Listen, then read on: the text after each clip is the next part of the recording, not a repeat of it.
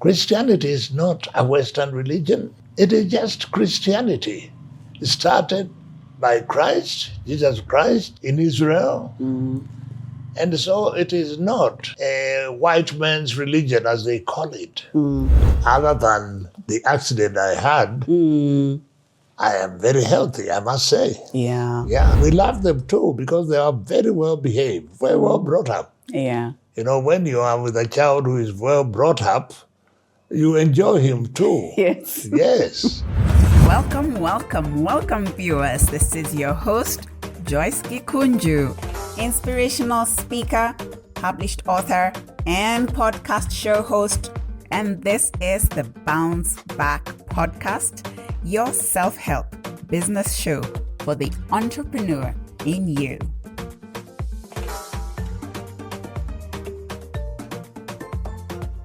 Yeah. So, last but not least, he recommends this book to anyone who doubts the impact of Christianity, because, especially in this country, because according to you, the Christian families in this country were the first to produce well-educated people, not just in Ukambani, but also around the country. It's very true. If you look at our country, the first well-known schools were Alliance High School, then Mangu, and others. Yeah. Missionary. That is a fact we cannot get away from. And this is a contribution which Christianity has made to the development of our country. Very many good schools today are missionary. Yeah. And to deny that is to deny a fact. So we must give credit where it is due. I still contribute, and I still maintain that very many good schools in this country Yes. are run by missionaries of some kind or other. Yeah. And that is a fact which it is indisputable. Yeah. Yeah. Right. So let me take you on a short break now away from the testimonials and the endorsements. Yes. And take you back to when we met the first time. I was introduced to you By through Yvonne Molly. yes, who is originally from Guyana.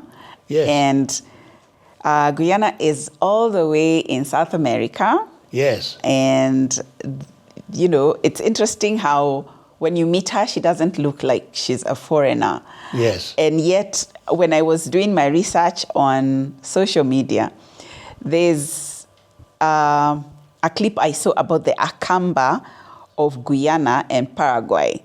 Meaning when you go back in time to slave trade, when there was slave trade off the coast of East Africa, it looks like some Akambas ended up in South America to work on the sugar plantations. Actually, I don't know the article. So the article which I saw Yeah. was about Akamba living in Paraguay. They were taken there by a Portuguese trader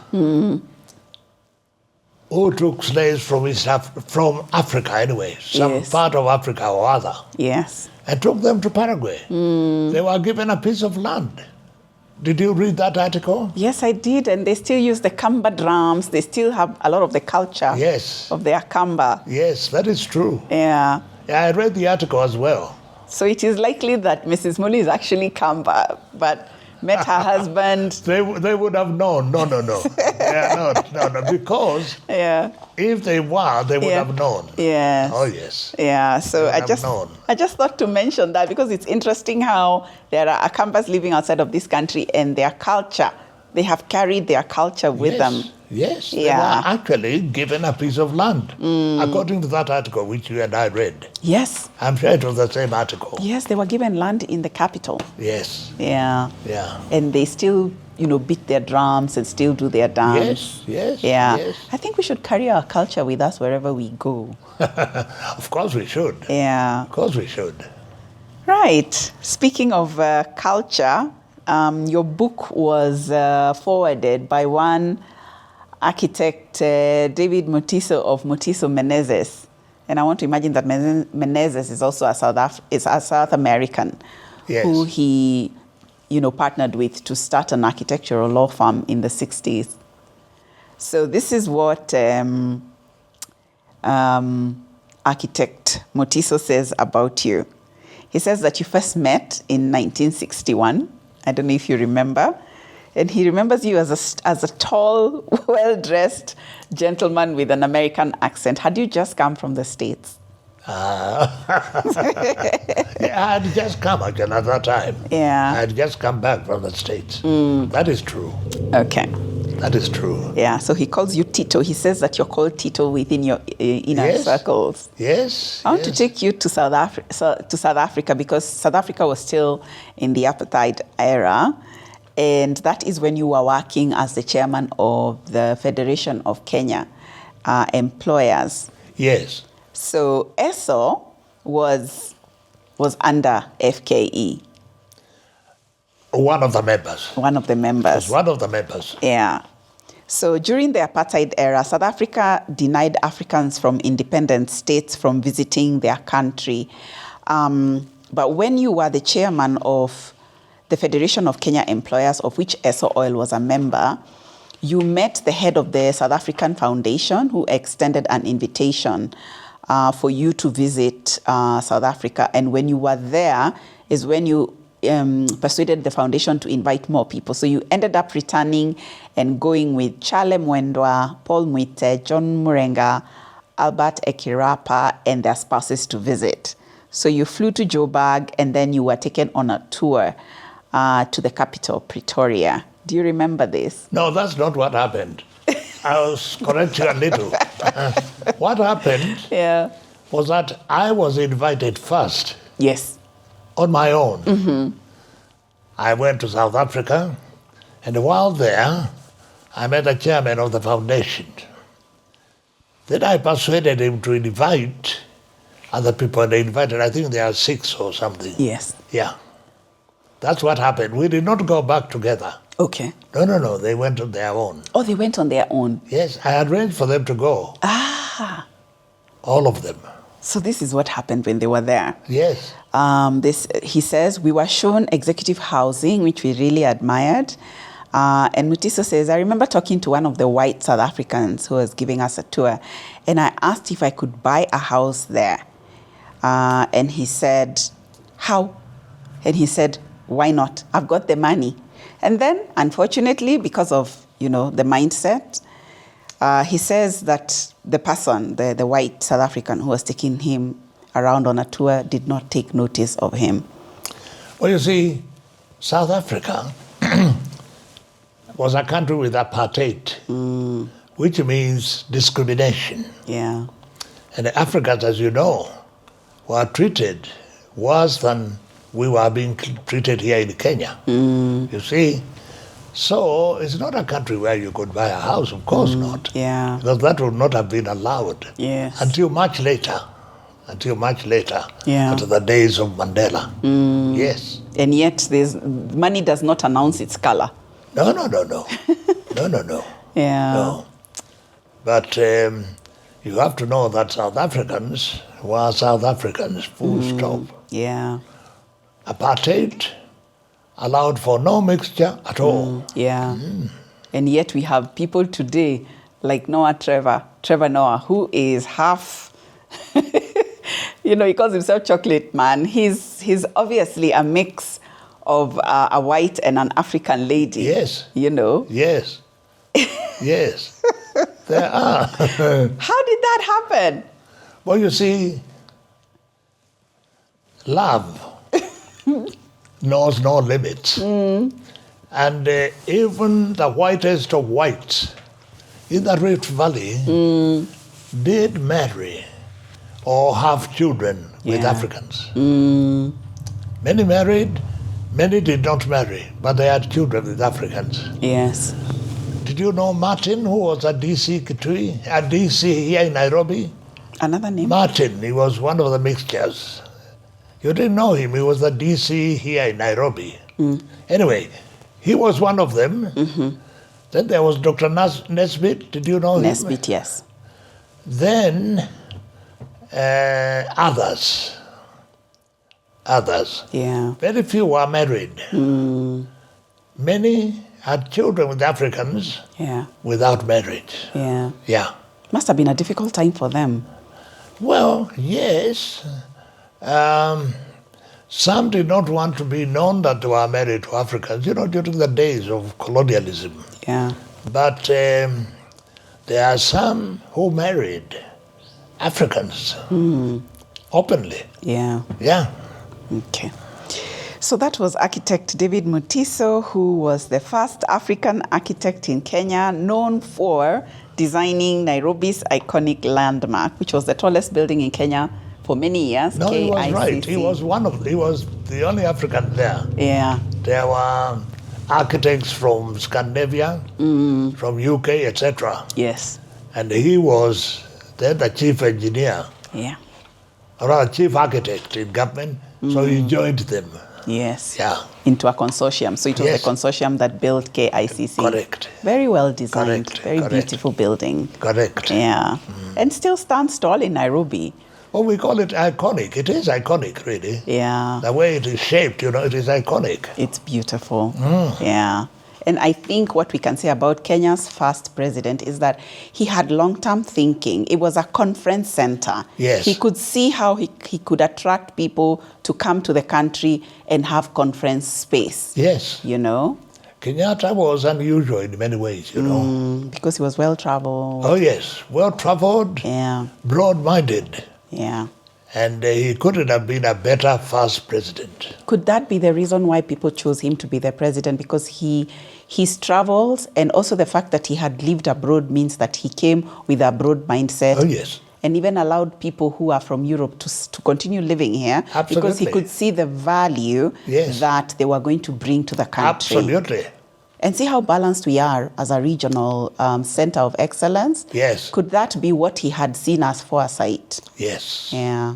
Yes, Kenyatta was broad-minded. Yeah. And you see, he suffered a lot during his travels. And this made him feel that if he ever got the opportunity, Yeah. he would govern over Kenya properly. And he did. And he did. And he did. Yeah. Yeah. Wow. Which was unusual. Yes. They didn't expect us to succeed, did they? No. Yeah. No. So, a wonderful time to have been alive, huh? Well, he was specially sent by God. That's all I can say. Because the way he saved this country Yeah. was unusual. Yeah. And then the fact that even you who had been educated in India, in the US, and people who had been educated locally, when you were finally given positions, you did the work. Oh, without a doubt. Yeah. Without a doubt. Is it because you saw him as a father because he was a much older man? Yes, we admired him, And you know what he told us when he employed us? He said, I gave you this job. We were the first permanent secretaries to be appointed. Yeah. He said, I gave you this job. But if you fail to do it, I'll sack you, brother. Sack you. I'll sack you. Yeah. That was Kenyatta. Yes. And he was very serious. Yes. Oh, yes. And you did a wonderful job. We did a wonderful job. And you know what used to happen? Some of us used to work on Sundays. What? Why? To clear the files. Oh, wow. To clear the files. And something else of your time, tribalism. Was it in government offices at the time? Not as much as it is today. No. What do you Not think as we much should as- do? Because when Kenyatta appointed us, he appointed us from different tribes, Yes. There's no question of being related to him or anything like that. Oh, no. Yeah. No. How do you think we can get rid of this tribalism? That's a good question. I don't think we will, frankly. What I think we will do is to overcome it. Okay. Overcome it. It will stay, but we overcome it.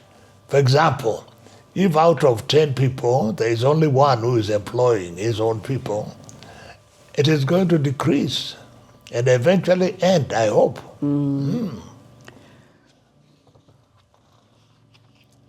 Let's look at someone who was in Parliament and he was also clergy, Honorable Reverend Mutava Mosimi.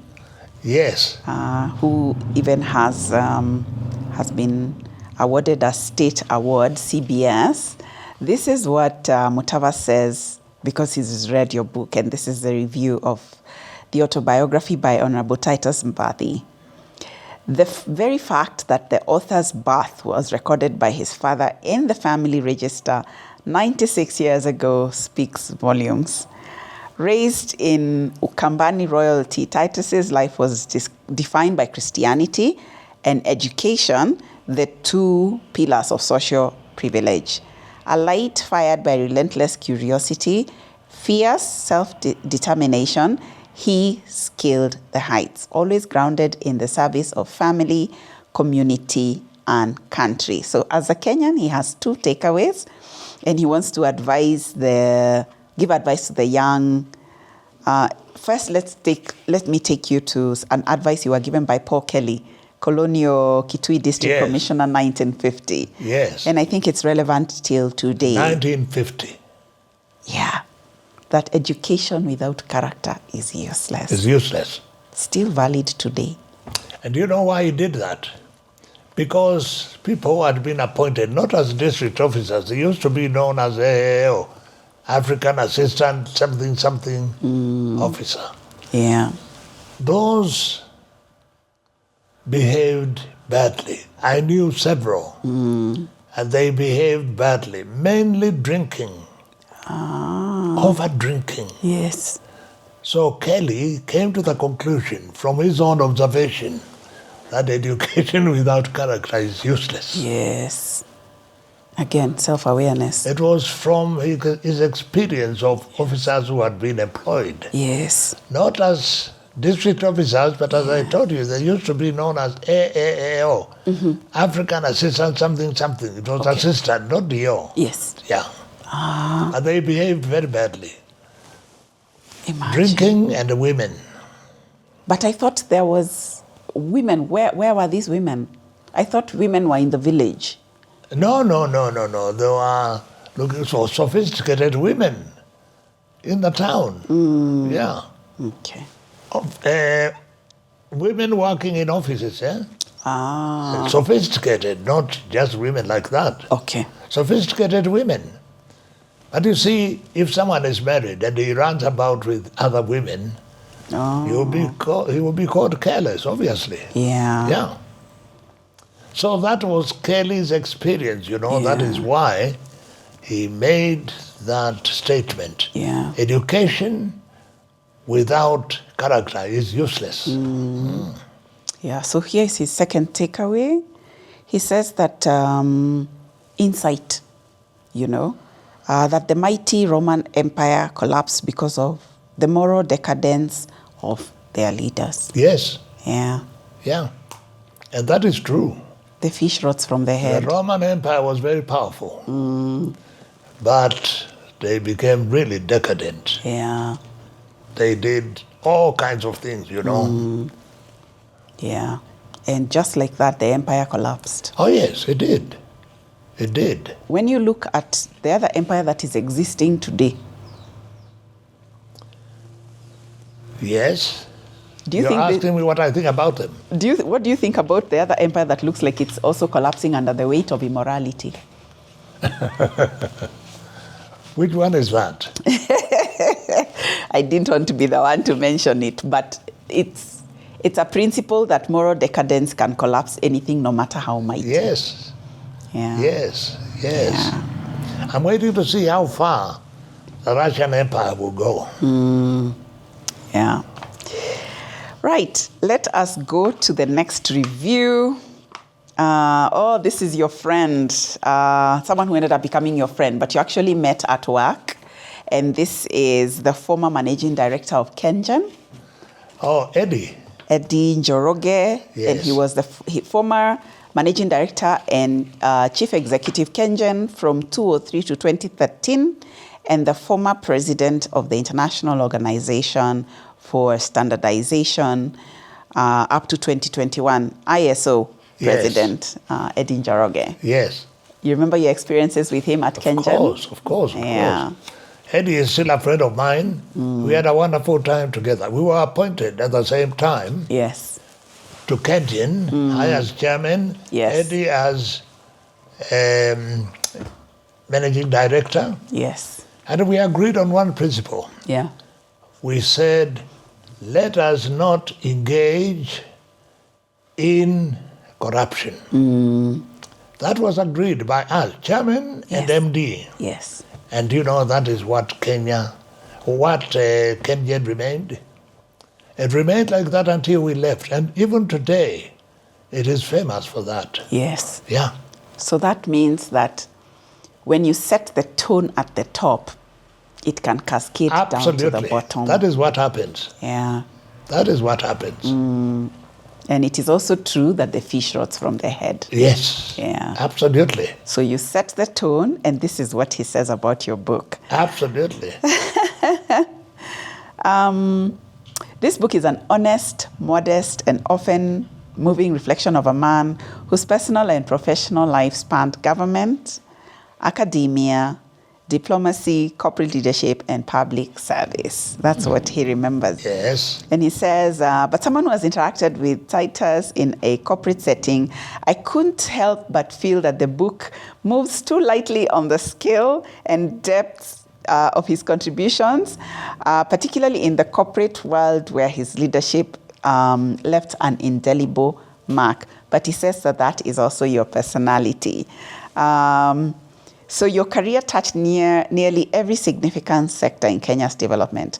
So at AMI, that was international commerce. Central Bank, that was financial regulation. Higher education, University of Nairobi. Energy, Kengen. Teacher training at Shanzu and Machakos.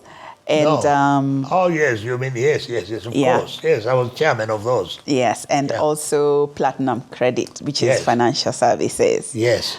So he says that your roles were anchored by a rich academic journey through India and the United States, and by an early foundation in community development, ministerial leadership, and of course, what we had said earlier, being chairman of FKE. And he says that each of these positions could actually fill volumes of their own, yet the book moves through them swiftly, likely a reflection of the author's temperament rather than oversight. Mm-hmm. Or is that your way of being humble? So this understated approach aligns with Titus's known humility. But for readers, especially those unfamiliar with the inner workings of the institutions he helped shape, it may not fully capture the weight of the legacy that you left behind. Mm-hmm. And he gives an example of Kengen. You know, when very world-renowned McKinsey and Company, the book notes that the McKinsey and Company's role in the company's transformation. But from first-hand experience, I can say that the real change was driven by the tone and the discipline you set as chair. Your governance standards were decades ahead of your time. Board members refrained from interference in tenders and recruitment, and you quietly oversaw the resignation of a non-performing director.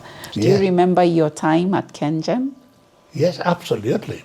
Absolutely. You know what we used to do? We took our meetings very seriously. I expected every director to report on time. You know, some directors had a habit of waiting until they got to the meeting after some 15 minutes, 20 minutes, half an hour, or some half time, and to collect their allowance. So I told them that during my time as chairman, I wanted all directors to report on time, and they did. I said, if you don't report on time, after 15 minutes, please don't get in, because you will not be allowed. So there was real discipline. Yeah. And it worked very well. So it was not just about collecting per diems, it was also about performing, reading your board papers. Absolutely. Yeah. Absolutely. You are to read, papers, the board papers, Yeah. to prepare yourself for the meeting. And if you did not make any contribution for some time, I would ask you, so-and-so, what do you think? Yeah. So if you had not studied the notes, Yes. you would feel very embarrassed. So people knew me. Yeah. They would always prepare. Yeah. Because it's a serious matter, You don't come there just to collect your allowance and go. No. You are coming to contribute to the meeting. Do you remember the time a representative from the National Treasury arrived wearing sandals for the meeting? Yes. Yes. Oh my goodness, what did you do? We were at Mombasa. I looked at him and told him, do you know, we are coming to a meeting. Yeah. It's not just for pleasure. You are coming to a meeting, and if you can't dress properly, please don't come. Yeah. He went back and he changed.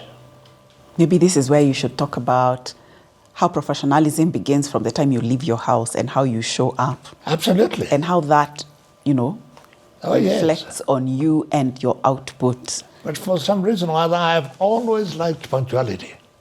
That's part of me. And when you don't attend on time, I get disturbed, Yeah. So I like keeping time. So it's a powerful gesture of professionalism. Oh, yes. And believe you me, we run that company properly.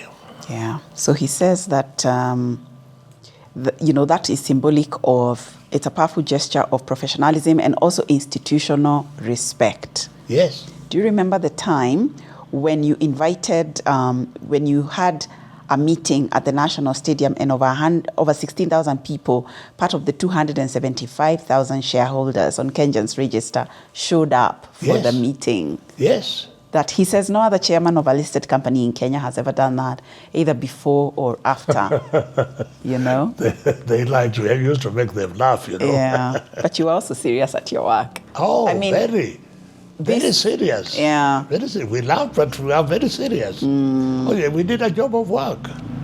I don't know whether you are familiar with board meetings. Papers are circulated.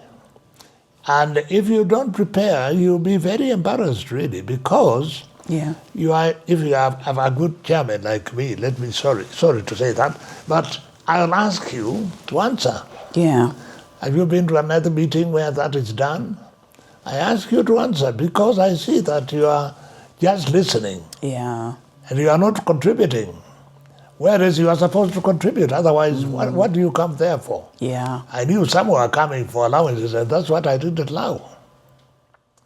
I wanted people to contribute.